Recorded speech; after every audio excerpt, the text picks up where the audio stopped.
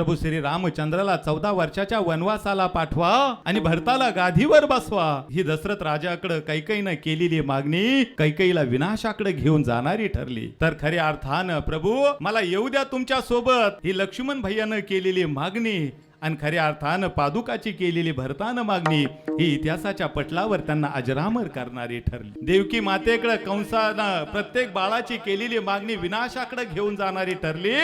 तर खऱ्या अर्थानं कान्हा दाखव बरं काय आहे तुझ्या तोंडामध्ये. ही माझ्या यशोद मातेनं केलेली मागणी भगवंताचं विश्वरूप दर्शन करून घेणारी ठरली. बोल शिवा बोल, क्या चाहिए तुझे?